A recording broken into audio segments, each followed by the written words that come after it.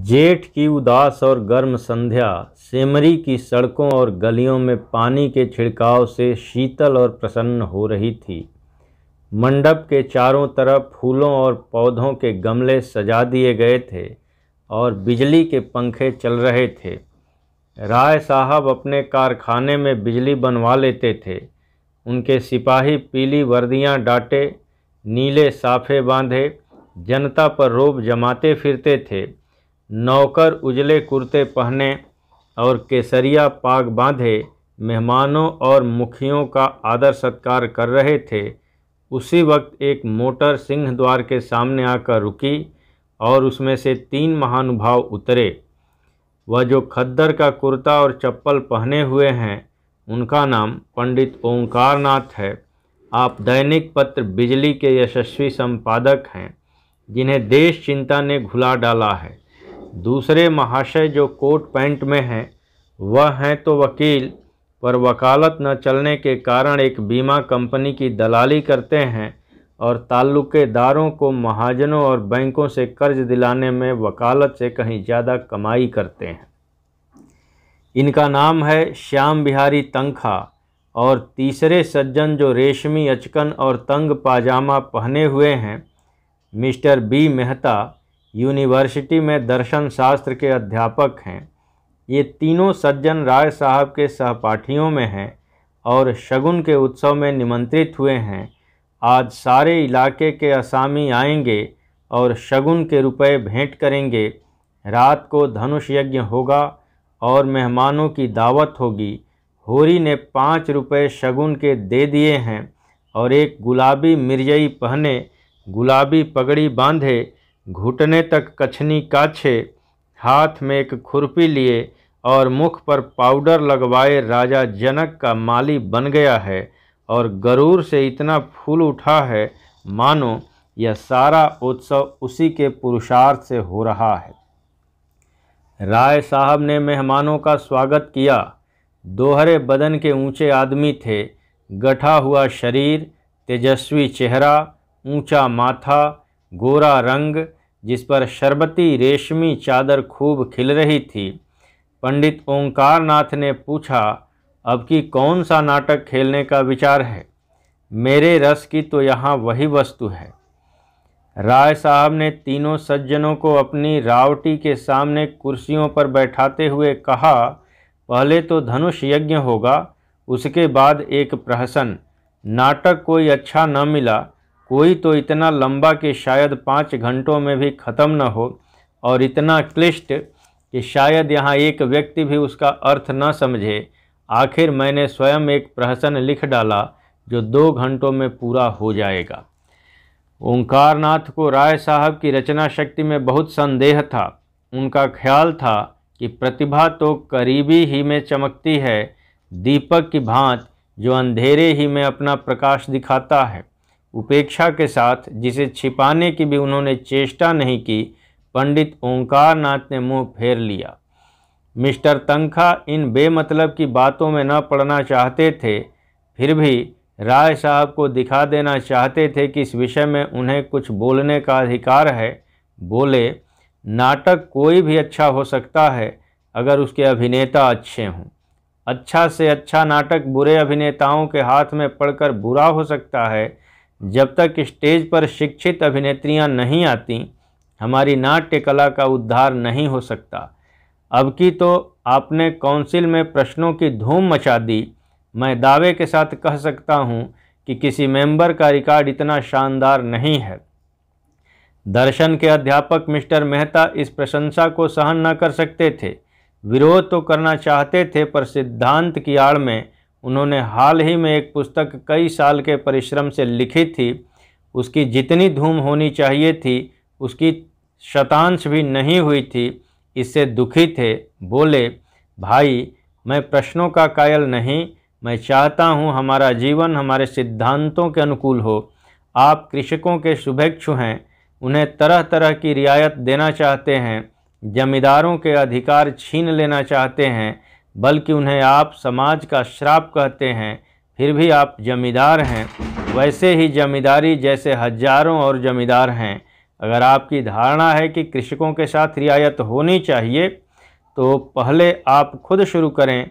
काश्तकारों को बगैर नजराने लिए पट्टे लिख दें, बेगार बंद कर दें, इजाफा लगान को तिलांजलि दे दें, चरावर ज़मीन छोड़ दें। मुझे उन लोगों से ज़रा भी हमदर्दी नहीं है जो बातें तो करते हैं कम्युनिस्टों की सी, मगर जीवन है रईसों का सा, उतना ही विलासमय, उतना ही स्वार्थ से भरा हुआ। राय साहब को आघात पहुंचा। वकील साहब के माथे पर बल पड़ गए और संपादक जी के मुंह में जैसे कालिख लग गई। वह खुद समष्टिवाद के पुजारी थे, पर सीधे घर में आग न लगाना चाहते थे। तनखा ने राय साहब की वकालत की। मैं समझता हूँ राय साहब का अपने असामियों के साथ जितना अच्छा व्यवहार है, अगर सभी जमींदार वैसे ही हो जाएं तो यह प्रश्न ही न रहे। मेहता ने हथौड़े की दूसरी चोट जमाई। मानता हूँ आपका अपने असामियों के साथ बहुत अच्छा बर्ताव है, मगर प्रश्न यह है कि उसमें स्वार्थ है या नहीं। इसका एक कारण क्या यह नहीं हो सकता कि मध्यम आंच में भोजन स्वादिष्ट पकता है? गुड़ से मारने वाला जहर से मरने वाले की अपेक्षा कहीं सफल हो सकता है। मैं तो केवल इतना जानता हूँ, हम या तो साम्यवादी हैं या नहीं हैं। हैं तो उसका व्यवहार करें, नहीं हैं तो बकना छोड़ दें। मैं नकली जिंदगी का विरोधी हूँ। अगर मांस खाना अच्छा समझते हो तो खुलकर खाओ, बुरा समझते हो तो मत खाओ।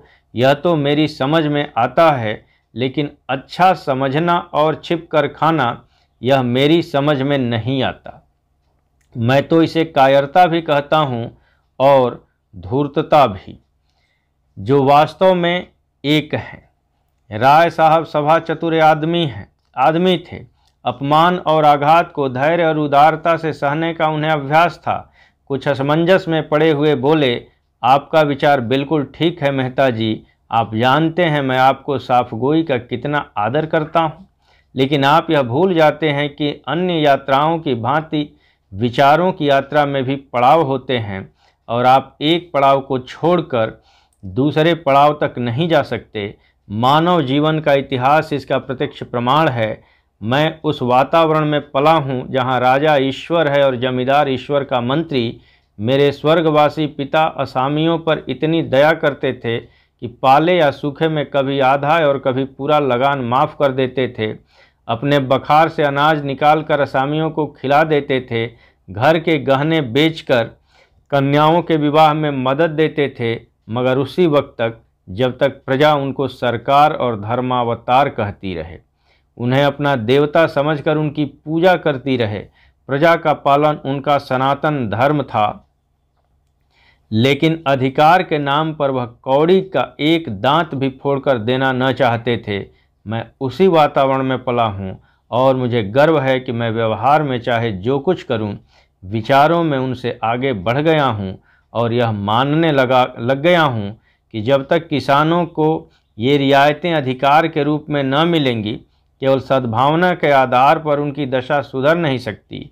स्वेच्छा अगर अपना स्वार्थ छोड़ दे तो अपवाद है। मैं खुद सद्भावना करते हुए भी स्वार्थ नहीं छोड़ सकता और चाहता हूँ कि हमारे वर्ग को शासन और नीति के बल से अपना स्वार्थ छोड़ने के लिए मजबूर कर दिया जाए। इसे आप कायरता कहेंगे, मैं इसे विवशता कहता हूँ। मैं इसे स्वीकार करता हूँ कि किसी को भी दूसरे के श्रम पर मोटे होने का अधिकार नहीं है। उपजीवी होना घोर लज्जा की बात है। कर्म करना प्राणी मात्र का धर्म है।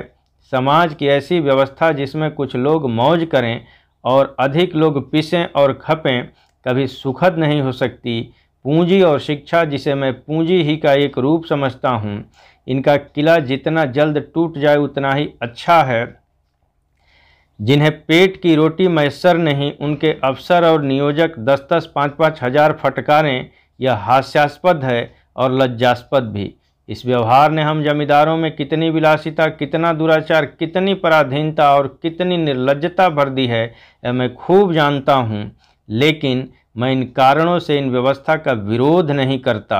मेरा तो यह कहना है कि अपने स्वार्थ की दृष्टि से भी इसका अनुमोदन नहीं किया जा सकता। इस शान को निभाने के लिए हमें अपनी आत्मा की इतनी हत्या करनी पड़ती है कि हमें आत्माभिमान का नाम भी नहीं रहा। हम अपने आसामियों को लूटने के लिए मजबूर हैं। अगर अफसरों को कीमती कीमती डालियां न दें तो बागी समझे जाएं, शान से न रहें तो कंजूस कहलाएं। प्रगति की जरा सी आहट पाते ही हम कांप उठते हैं और अफसरों के पास फरियाद लेकर दौड़ते हैं कि हमारी रक्षा कीजिए। हमें अपने ऊपर विश्वास नहीं रहा, न पुरुषार्थ ही रह गया। बस हमारी दशा उन बच्चों की सी है जिन्हें चम्मच से दूध पिलाकर पाला जाता है, बाहर से मोटे, अंदर से दुर्बल, सत्वहीन और मुहताज।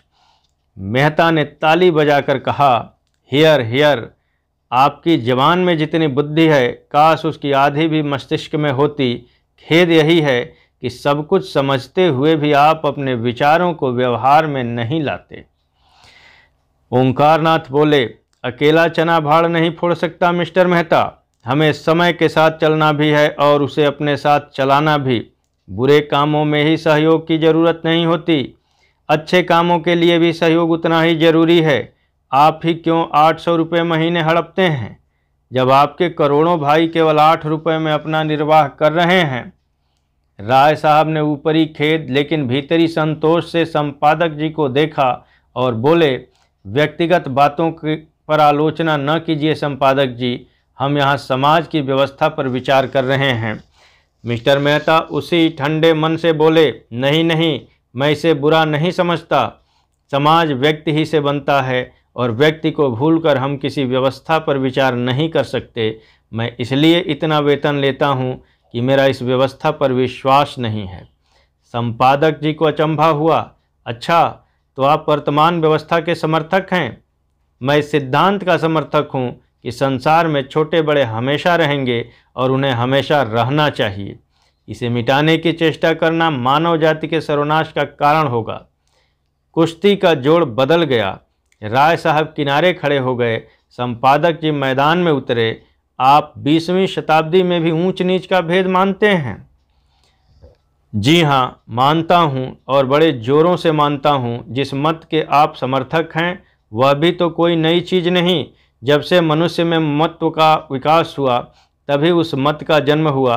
बुद्ध और प्लेटो और ईसा सभी समाज में समता के प्रवर्तक थे। यूनानी और रोमन और सीरियाई सभी सभ्यताओं ने उसकी परीक्षा की, पर अप्राकृतिक होने के कारण कभी वह स्थायी न बन सकी। आपकी बातें सुनकर मुझे आश्चर्य हो रहा है। आश्चर्य ज्ञान का दूसरा नाम है। मैं आपका कृतज्ञ हूँ अगर आप इस विषय पर कोई लेख माला शुरू कर दें। जी, मैं इतना अहमक नहीं हूँ। अच्छी रकम दिलवाइए तो अलबत्ता।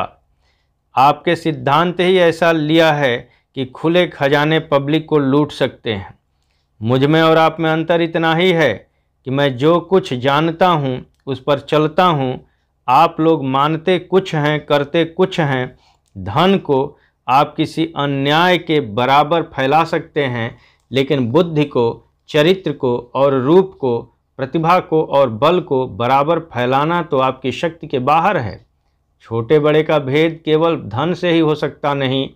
मैंने बड़े बड़े धन कुबेरों को भिक्षुकों के सामने घुटने टेकते देखा है और आपने भी देखा होगा। रूप के चौखट पर खड़े बड़े महीप नाक रगड़ते हैं। क्या यह सामाजिक विषमता नहीं है? आप रूस की मिसाल देंगे, वहाँ इसके सिवाय और क्या है कि मिल के मालिक ने राज कर्मचारी का रूप ले लिया है। बुद्धि तब भी राज करती थी, अब भी करती है और हमेशा करेगी। तस्तरी में पान आ गए थे। राय साहब ने मेहमानों को पान और इलायची देते हुए कहा, बुद्धि अगर स्वार्थ से मुक्त है तो हमें उसकी प्रभुता मानने में कोई आपत्ति नहीं। समाजवाद का यही आदर्श है। हम साधु महात्माओं के सामने इसलिए सिर झुकाते हैं कि उनमें त्याग का बल है। इसी तरह हम बुद्धि के हाथ में अधिकार भी देना चाहते हैं, सम्मान भी, नेतृत्व भी, लेकिन संपत्ति किसी तरह नहीं। बुद्धि का अधिकार और सम्मान व्यक्ति के साथ चला जाता है, लेकिन उसकी संपत्ति विष बोने के लिए उसके बाद और भी प्रबल हो जाती है। बुद्धि के बगैर किसी समाज का संचालन नहीं हो सकता। हम केवल इस बिच्छू का डंक तोड़ देना चाहते हैं। दूसरी मोटर आ पहुंची और मिस्टर खन्ना उतरे, जो एक बैंक के मैनेजर और शक्कर मिल के मैनेजिंग डायरेक्टर हैं। दो देवियां भी उनके साथ थीं। राय साहब ने दोनों देवियों को उतारा। वह जो खद्दर की साड़ी पहने बहुत गंभीर और विचारशील सी हैं, मिस्टर खन्ना की पत्नी कामिनी खन्ना हैं। दूसरी महिला जो ऊंची एड़ी का जूता पहने हुए हैं और उनकी मुख छवि पर हंसी फूटी पड़ती है, मिस मालती हैं। आप इंग्लैंड से डॉक्टरी पढ़ाई हैं और अब प्रैक्टिस करती हैं। ताल्लुकेदारों के महलों में उनका बहुत प्रवेश है। आप नवयुग की साक्षात प्रतिमा हैं। गात कोमल पर चपलता कूट कूट कर भरी हुई, झिझक या संकोच का कहीं नाम नहीं। मेकअप में प्रवीण, बला की हाजिर जवाब, पुरुष मनोविज्ञान की अच्छी जानकार, आमोद प्रमोद को जीवन का तत्व समझने वाली, लुभाने और रिझाने की कला में निपुण। जहाँ आत्मा का स्थान है वहाँ प्रदर्शन, जहाँ हृदय का स्थान है वहाँ हाव भाव, मनोद्गारों पर कठोर निग्रह, जिसमें इच्छा या अभिलाषा का लोप सा हो गया। आपने मिस्टर मेहता के से हाथ मिलाते हुए कहा, सच कहती हूँ, आप सूरत से ही फिलासफर मालूम होते हैं। इस नई रचना में तो आपने आत्मवादियों को उधेड़ कर रख दिया। पढ़ते पढ़ते कई बार मेरे जी में ऐसा आया कि आपसे लड़ जाऊं। फिलासफरों में सहृदयता क्यों गायब हो जाती है? मेहता झेंप गए। बिना ब्याहे थे और नवयुग की रमणियों से पनाह मांगते थे। पुरुषों की मंडली में खूब चहकते थे, मगर ज्यों ही कोई महिला आई और आपकी जबान बंद हुई, जैसे बुद्धि पर ताला लग जाता था। स्त्रियों से शिष्ट व्यवहार तक करने की सुधि न रहती थी।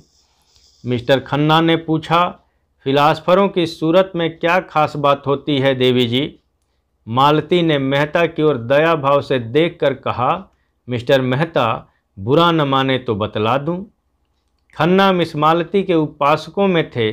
जहाँ मिस मालती जाए वहाँ खन्ना का पहुँचना लाजिम था।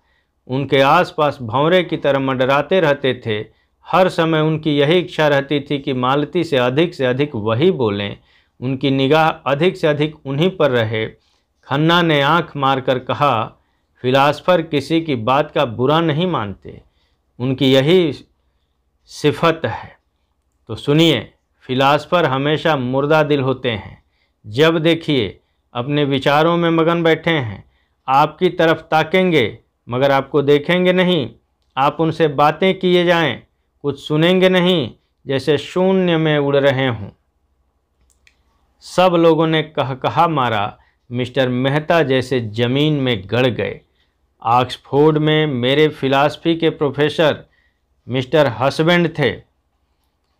खन्ना ने टोका, नाम तो निराला है।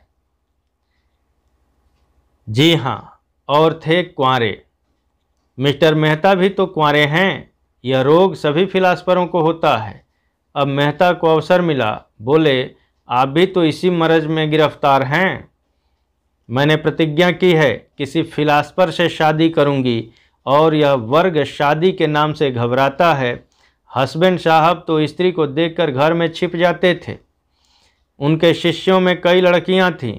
अगर उनमें से कोई कभी कुछ पूछने के लिए उनके ऑफिस में चली जाती थी तो आप ऐसे घबरा जाते जैसे कोई शेर आ गया हो। हम लोग उन्हें खूब छेड़ा करते थे, मगर थे बेचारे सरल हृदय। कई हजार की आमदनी थी, पर मैंने उन्हें हमेशा एक ही सूट पहने देखा। उनकी एक विधवा बहन थी, वही उनके घर का सारा प्रबंध करती थी। मिस्टर हस्बैंड को तो खाने की फिक्र ही न रहती थी। मिलने वालों के डर से अपने कमरे का द्वार बंद करके लिखा पढ़ी करते थे। भोजन का समय आ जाता तो उनकी बहन आहिस्ता से भीतर के द्वार से उनके पास जाकर किताब बंद कर देती थी, तो उन्हें मालूम होता था कि खाने का समय हो गया। रात को भी भोजन का समय बंधा हुआ था। उनकी बहन कमरे की बत्ती बुझा दिया करती थी। एक दिन बहन ने किताब बंद करनी चाहिए तो आपने पुस्तक को दोनों हाथों में दबा लिया और भाई बहन में जोर आजमाइश होने लगी। आखिर बहन उनकी पहिएदार कुर्सी को खींचकर भोजन के कमरे में लाई। राय साहब बोले, मगर मेहता साहब तो बड़े खुशमिजाज और मिलनसार हैं। नहीं इस हंगामे में क्यों आते? तो आप फिलासफर न होंगे। जब अपनी चिंताओं से हमारे सिर में दर्द होने लगता है तो विश्व की चिंता सिर पर लाद कर कोई कैसे प्रसन्न रह सकता है?